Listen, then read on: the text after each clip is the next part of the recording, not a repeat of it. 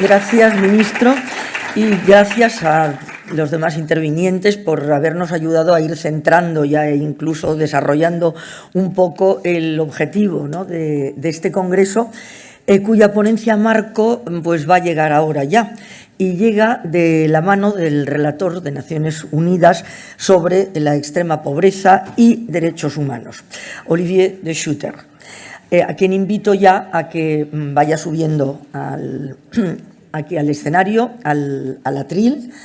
Please, you may come. El profesor Schutter cuenta con una relevante trayectoria académica junto a una trayectoria institucional muy extensa, que es la que hoy le trae aquí. Muy buenas tardes, good afternoon. It's really a pleasure to have you here with us, and we appreciate it very much. So, if you want, you may come, the floor is yours. Y su ponencia, como sabéis, tiene un título rotundo y comprometido, claves para luchar contra la pobreza en Europa. Thank you. Thank you very much, Maria, and it's a great pleasure indeed to speak after Minister Boustindoui, whose work as minister I have been following with great interest and admiration. I think he is a very powerful ally for the movement, and delighted also to speak, of course, after Carlos Socias, and very delighted to celebrate with you the 20th anniversary of the European Anti-Poverty Network. Let me start with a recall about the situation that we are witnessing today. As a result of the invasion of Ukraine by Russia, food and energy prices have been increasing significantly over the year 2022, largely due to speculation on the energy and agricultural markets. As a result, in order to combat inflation, central banks, starting with the Bank of England, the Federal Reserve Board, and the European Central Bank, had to increase the interest rates significantly, and as a result, the public debt will be more expensive to service, to reimburse. As a result, indebted households may fall into further debt, and as a result, many businesses will invest less and may dismiss some workers. The results have been not only in many parts of Europe a fall of real wages, as wages were not systematically indexed on increased costs of living, but also the return to austerity measures. And I will return to this as a major challenge that we will be facing in the next few years. This is the context in which we find ourselves in this 20th anniversary of the European Anti-Poverty Network. Now, if we look backwards at the situation of the fight against poverty in Europe, we should recall that significant progress was achieved over the past 10 years. I remember having traveled to Greece on a few occasions in the first half of 2015. And this was, as you may remember, after the Greek economy was almost collapsing, after the European Commission, European Central Bank, and IMF had been proposing to Greece to adopt certain structural adjustment measures in exchange of being supported out of the crisis, bailed out, if you wish. And I traveled to Greece with a committee of experts that was to provide a citizen audit of the Greek debt. Experts from Greece and from other countries to provide to the Hellenic Parliament a report about the impacts of the Greek public debt and how to meet it. And I was really struck by the situation there. This was a situation in which 30% of young adults in Greece were unemployed. It was a situation in which the rates of suicides was extraordinarily high in Greece. Many businesses were falling, many healthcare centers were closing, teachers were dismissed, pensions were reduced. Greece was subjected to an unprecedented austerity program. And this really brought the Greek economy to the knees. I was really moved by what I saw and relieved that afterwards, under President Jean-Claude Juncker, the European Commission announced that the EU would score a AAA in social matters and would systematically include a social impact analysis in the support measures it would provide to the member states' economies. And that was the start of the reflection that led in November 2017 to the adoption of the European Pillar of Social Rights, followed then by the action plan on the European Pillar of Social Rights presented at the Porto Social Summit of May 2021. How important is this? Well, it is important in two respects. First, because the 20 principles of the European Pillar of Social Rights are now making the European semester more socialized, right? With a greater attention being paid to social rights. However, independent analysis of the impact of the European Pillar of Social Rights on the European semester show that mostly the components of the pillar that have been influential relate to those social rights or social principles that relate to social investment. In other terms, that can allow social rights to be to improve the productivity of the economy. More important, I think, in the European Pillar of Social Rights is the fact that it led to a legislative program and to the European Commission proposing a number of policy and legislative initiatives. And Commissioner Schmidt mentioned a number of these. I would like to expand on three important initiatives.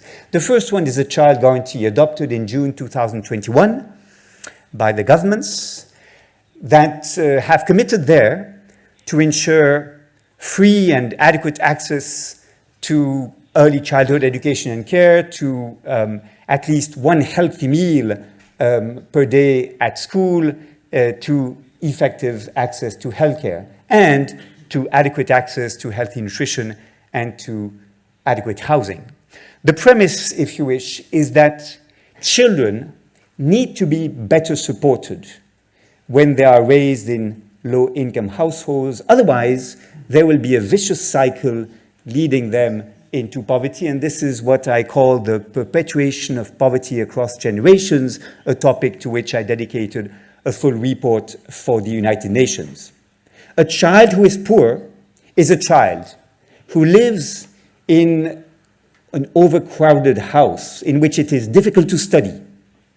A child raised in poverty is a child whose nutrition is poor, whose health as a result may suffer, and who learns less effectively. A child who is poor is a child who has less contacts with nature, leading to hyperactivity and to concentration problems. A child who is poor is a child who has fewer role models, fewer social networks, and therefore has fewer opportunities to dream beyond the kind of future that his or her parents have prepared for that child. And finally, a child who is raised in poverty is a child who usually faces discrimination because that child will not have the cultural capital required in order to interact smoothly within society, and that child may face obstacles in access to jobs and housing in particular. So this is why being poor as a child is a source of exclusion for the child, but also for that child as an adult in future life, and this leads to the perpetuation of poverty. So the child guarantee is the first major achievement of this legislature of the European Commission, and that is very important. The second achievement is, again, a directive that Commissioner Nicolas Schmit has mentioned, the 2022 directive on adequate minimum wages. In essence, this is not, of course, adopting a uniform statutory minimum wage across Europe. That would be foolish given the differences of costs of living in Luxembourg and in Bulgaria or Romania. However, it is a tool that will lead to a convergence of the methodologies that member states are using in order to define the level at which the minimum wage shall be set in legislation or through collective bargaining processes. And what's really important is that the minimum wage should not only be aligned with the cost of living, so that if the cost of renting an apartment, the cost of food, the cost of education and healthcare go up, minimum wage should go up also.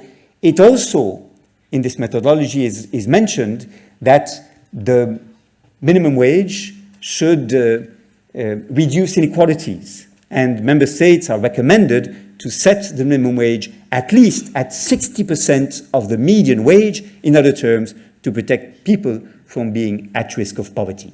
That is the second major achievement we have witnessed.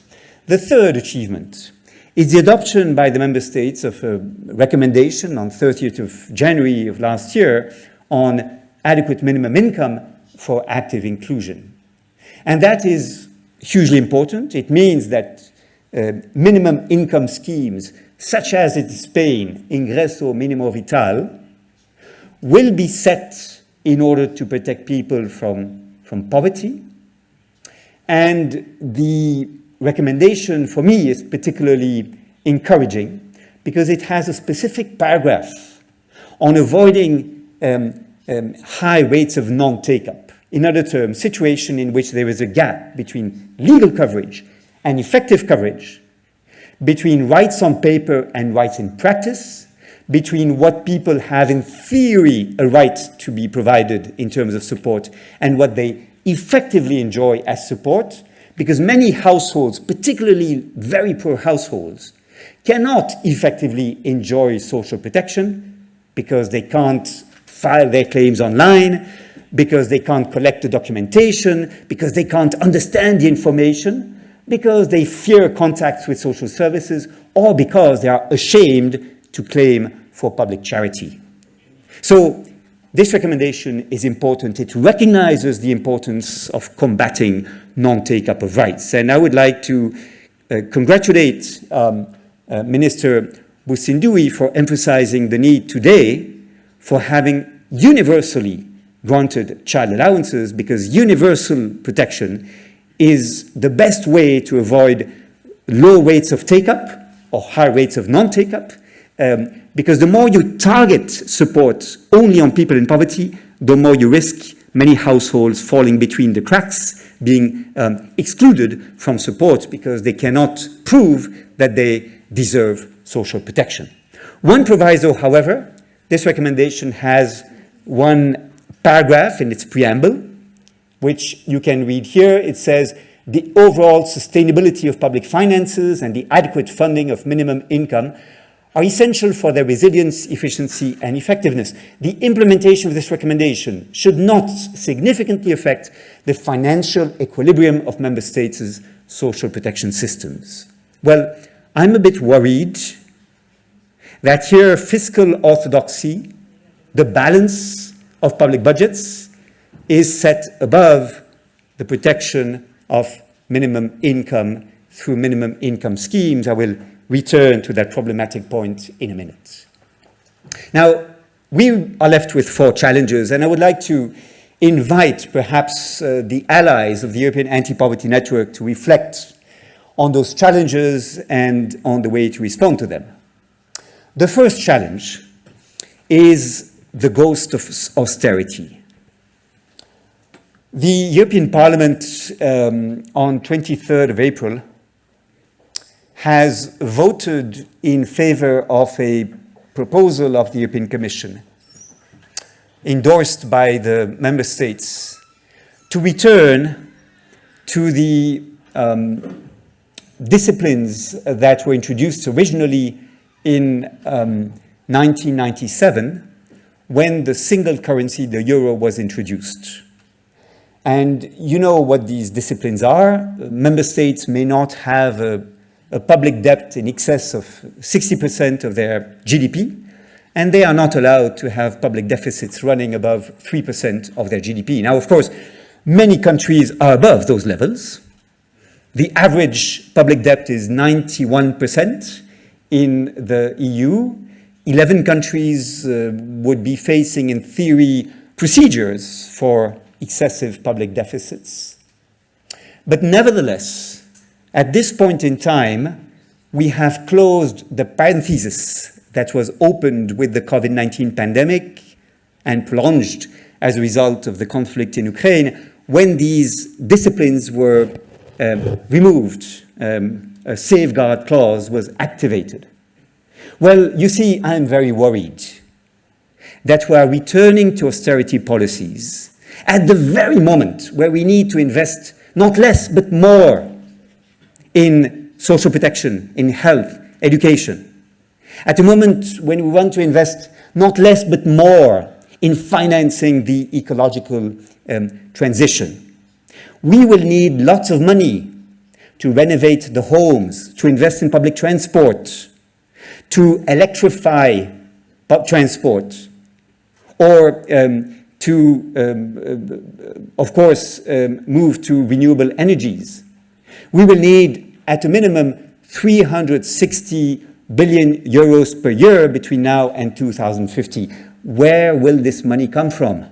Not from the EU, the multi-annual financial framework of which will not allow the EU to support member states in making these investments.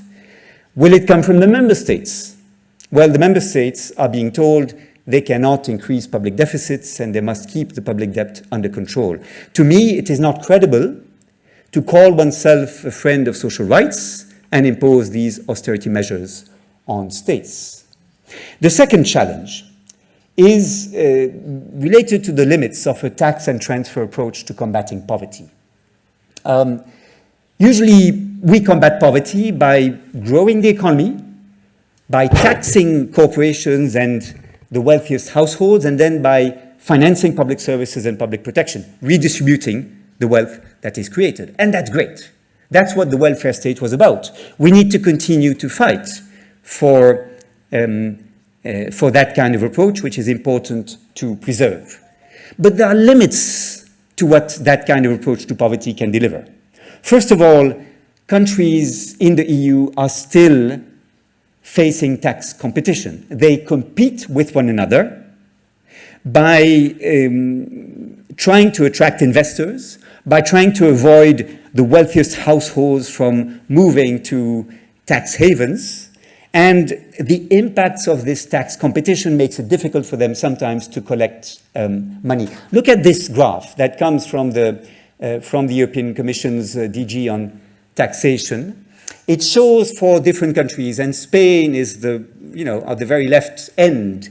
It shows the average corporate income tax in these countries, or rather the corporate income tax on these countries. As you can see, Spain is one of the most progressive countries in this regard, with a quite high level of corporate income tax. But look at the blue segments here. This describes how the corporate income tax has evolved between 1998 and 2021, over a period of 23 years. Well, almost all countries have lowered the corporate income tax. Why? Obviously, because they don't want corporations to declare their profits in the tax havens that still exist in the EU, and because countries are competing to attract businesses. And how do they do this? Well, by creating what we euphemistically call a business-friendly investment climate, which means basically reduce taxes on corporations, reduce the regulations they are subjected to in order to show that you are friendly to investors and to attract them. So that is a limit to what can be achieved by tax and transfer systems. The second limits we face have to do with precisely transfers to low-income households. I mentioned already the issue of non-take-up, which is dear to my heart and which I dedicated a full report to the UN. Non-take-up is a huge issue, particularly for minimum income schemes. This is a graph, unfortunately in French, but showing in different countries of the EU the rates of non-take-up for minimum income schemes. In my country, Belgium, it is estimated that the revenu d'intégration sociale, which is your ingresso minimo vital, is not perceived by 46% of the intended beneficiaries. In other terms, 46% of those in Belgium who should have access to minimum income schemes because they are very poor do not know how to benefit from this, cannot overcome the administrative obstacles, are unable to collect the documentation, or fear to ask. Sometimes, I know families who are in that situation, they fear to ask because they fear that if they ask, social services will visit them, remove the child at risk in a family in poverty. Now, Ingresso Minimum Vital is a recent scheme. Many people are not well informed yet. That may explain the high rate of non-take-up, but it is a problem across all Europe in these minimum income schemes. It's a limit to the ability for these schemes to be effectively redistributive. Now, I don't like the expression non-take-up, in French, non recours au droit, because this implies that those responsible are people in poverty themselves, as if they were too dumb or too inattentive or too short-sighted to seek support. But it's not their fault. In fact, non-take-up has to do not only with the family, the person, the individual not going through the procedures, it has to do with the social services who make mistakes, who scold people, who control very carefully whether the conditions are met, discouraging people from applying. And it has to do, let us face it, between friends, it has to do with policymakers who design systems with the key priority that no one should abuse the system, no one should fraud the system, no one should be paid anything that they do not deserve as low-income households. And the systems increasingly are designed less to help and more to avoid abuse and fraud. The third challenge we face is that to manage the fight against poverty in a context in which we have to achieve an ecological transition. Now, there's lots of talk around the just transition, and the EU itself is aware of this. As you know, the European Union has set up two mechanisms. One is the just transition mechanism to accompany the economies, to mitigate the impacts on sectors or geographical regions that are impacted by the ecological transition. And the second mechanism is more recent. It is the Social Climate Fund. That's good, but it's insufficient. It's purely compensatory in approach. In other terms, you move towards an ecological transition and you compensate later for the households, the economic sectors, the regions most affected by this transition. That is not enough, and actually the amounts provided are not sufficient. So what we need to do is to build in social justice, build in the fight against poverty in the design of ecological transition measures themselves. And for the UN, I presented in October 2020 a report presented to the UN General Assembly under the title, The Just Transition in the Economic Recovery, Eradicating Poverty Within Planetary Boundaries, in which I try to show how we can imagine an ecological transition that becomes a tool to reduce poverty and inequalities.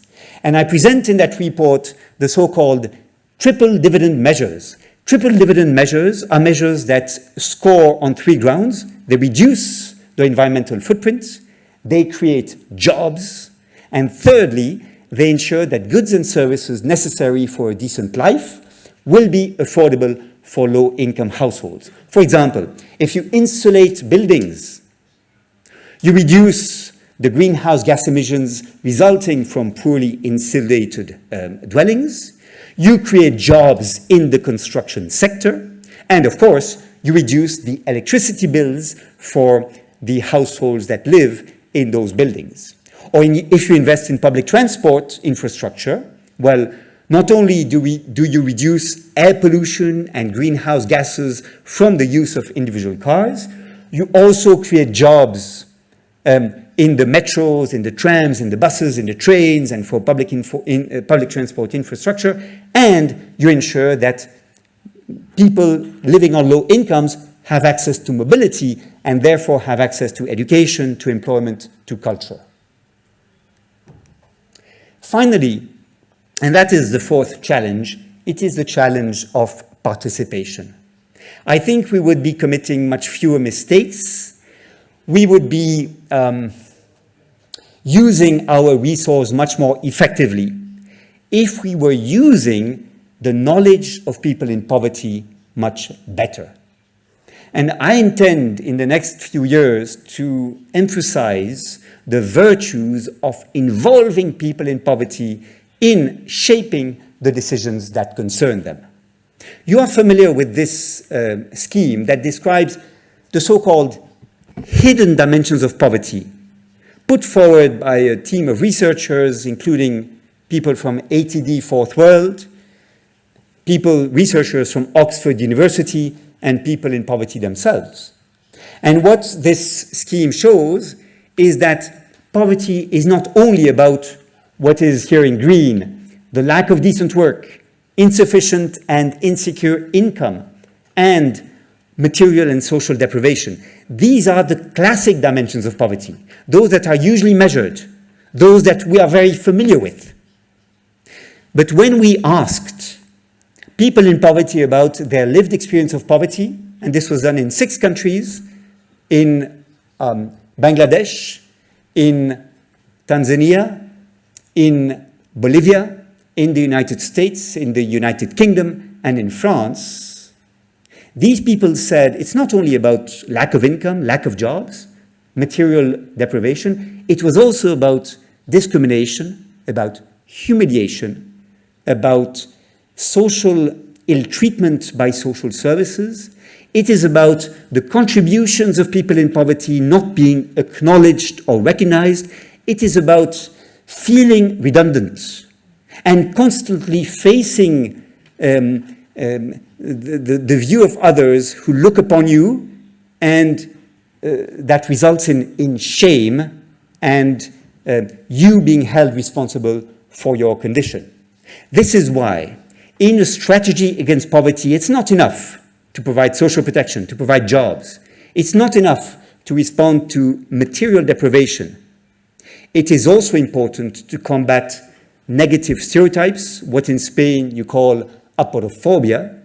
It is also important to provide people with a sense that their knowledge is valuable, that what they have to say matters, that their experience is precious, and that without their experience, we will be unable to make successful gains against poverty. This is why, and this is my last slide, together with ATD Fourth World, we have developed a methodology to support the participation of people in poverty. On 15th of February in Washington, we presented this at a conference co-organized with the World Bank and the IMF in the hope that international financial institutions would involve more systematically people in poverty in shaping the decisions that affect them. This looks like time-consuming. It looks like very demanding on policymakers, but believe me, my friends, if we build on the knowledge, experience of people in poverty, we will basically be able to make shortcuts, identifying much more effectively the obstacles that they face and the solutions that will make a difference for them in their daily lives. Thank you very much indeed. Just a second. Vamos a ver. Muchas gracias. Thank you very much. This should be the time for getting the questions from the audience, but I'm not sure if we have time. ¿Cómo estamos de tiempo? Porque ahora en este momento era cuando íbamos a abrir las preguntas de los asistentes y también de aquellos que nos siguen online, pero vamos muy retrasados, entonces no sé. 5 o 10 minutos sí. Le voy a pedir, tendrán que microfonarle entonces otra vez y yeah, so, yeah. If you don't mind, we were supposed to be sitting here, but I think we only will have some. kind of 10 minutes or something like this, because we are running very late. So, vamos a ver, entonces, preguntas del público. Manos, por favor, a ver quién quiere. Habrá un micrófono que estará circulando por la sala para que todo el mundo pueda oír y después al mismo tiempo, pues ya digo, las personas que estén siguiéndonos por streaming, que lo tendrán que enviar, bueno, por los sistemas que hay que facilita la aplicación por escrito, etcétera. A ver, ¿cómo estamos de preguntas? Vale, ok. Bueno, en primer lugar, muchas gracias por su ponencia. Ha sido increíble escucharle. Y mi pregunta va en relación a las poblaciones más vulnerables, por ejemplo, mujeres con discapacidad, víctimas de violencia de género, también universitarios con discapacidad, que es muy complicado, y el acceso a la vivienda además es aún más difícil. Y, por ejemplo, en España solo dan la vivienda social a las mujeres víctimas de violencia de género con un riesgo alto, y un riesgo medio o un riesgo bajo no tienen acceso a la misma, a ese recurso. Entonces, ¿qué cree que se debería hacer para que puedan tener acceso a estos recursos, sobre todo el de vivienda? Porque claro, si están sufriendo maltrato y no tienen derecho a acceder porque su riesgo no es de muerte, porque solo en ese caso te dan el acceso, ¿y qué piensa que se podría hacer o cómo podemos hacerlo también para porque como es un problema del que pocos hablan, pues no está sobre la mesa? Y muchísimas gracias. Soy Pamela Varela, directora de Cooperamundo y de Iberonews. Muchas gracias. Okay. Thank you very much for this question. I feel I'll have to spend my evening avoiding traps. I am not allowed to comment on Spain. Firstly, because I'm not on an official mission to Spain to inquire about the situation in the country. I spoke about European issues here. Secondly, because even if I were allowed to say anything, I would not be well informed, having not studied the situation here.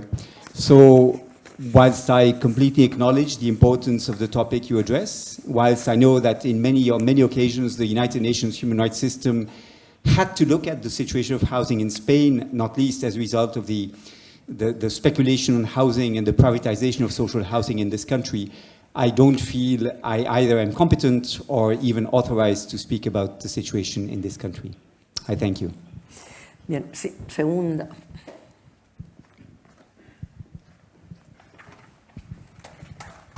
Good afternoon. Thank you very much, Mr. Olivier. Acércatelo un poco más. Thank you very much, Olivier. I'll haré la pregunta. I'll ask you in English and then I'll translate into Spanish. Okay. Before the minister talked about the impact of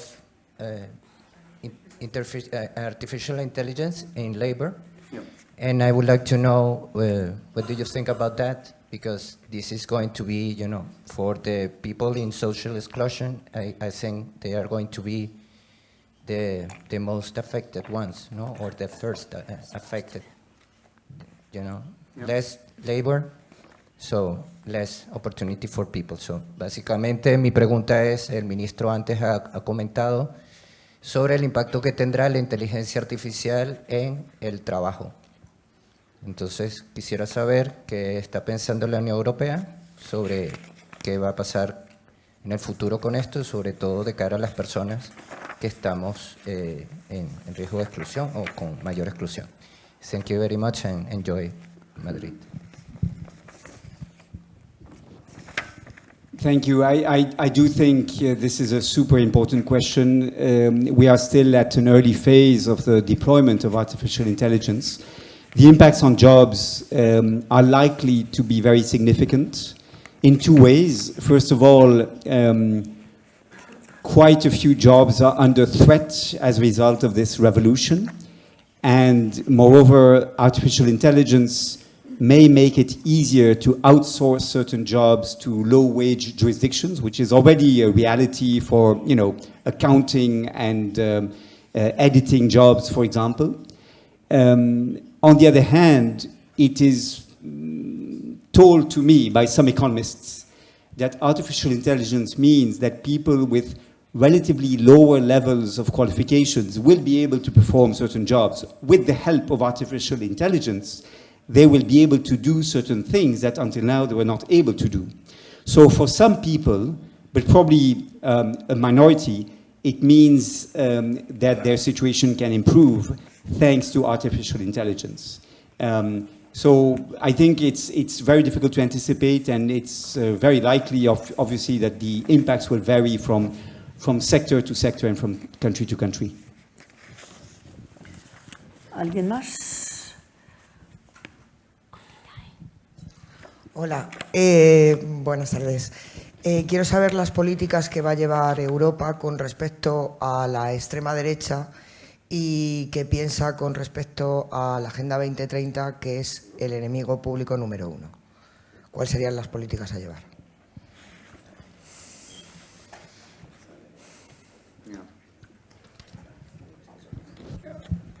I think it's one of the major challenges that we face today, which is the rise of the extreme right. And I am personally extremely troubled to see how it has become banal for people to explain that they are voting for an extreme right party. I still remember vividly in the late 1990s when Jörg Haider for the Freie Partei Österreich, FPÖ, had been joining the government of Chancellor Wolfgang Schüssel in Austria.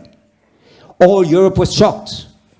The extreme right was having, a role in government. And today, it's becoming completely banal. And we have, unfortunately, extreme right in power and people shamelessly explaining that they are supportive of these parties. I sincerely believe that anti-poverty groups are crucial to save democracy in this context, because people vote for the extreme right because they feel abandoned, because they feel threatened by globalization and automatization, artificial intelligence, by everything which makes them feel redundant and worthless. And they feel not listened to, not respected by the technocrats that make decisions for them. So reducing poverty, financing public services, having a government that works for people, and ensuring active participation of people is key to combat the extreme right. It will not be sufficient to say they are evil. It will not be sufficient to say they are a threat to human rights. Only by addressing the material concerns of people and their economic insecurity will we be able to provide the response to Vox and Fratelli d'Italia and other such extreme right parties. ¿Alguna más? No sé si ahí. Hola, buenas tardes. Soy Víctor Martínez, de Fundación SPLA y Ciudadanía Comprometida. Es la segunda vez que tengo el gusto de escucharle hoy. En relación con esto que estaba comentando sobre la extrema derecha, una idea que ha quedado clara es la necesidad de proveer a las personas de unos mínimos, porque al final la pobreza es un caldo de cultivo bastante, digamos, necesario para el auge de estas ideas, ¿no? Lo que me pregunto yo es si, además de esto, la educación debería de tener algo más que ver, si debería haber algún tipo de cambio en la educación, que quizá hoy en día está muy enfocada solo a cubrir las necesidades del mercado de trabajo y no a crear una conciencia crítica. Y a lo mejor, digamos, un cambio en la manera de enfocar la educación que tenemos nos permitiría, no sé, quizá una reflexión más comunitaria, social, etcétera, que de alguna manera también ayude a frenar estas ideas que de fondo son como incoherentes para mí, como son las ideas de la extrema derecha.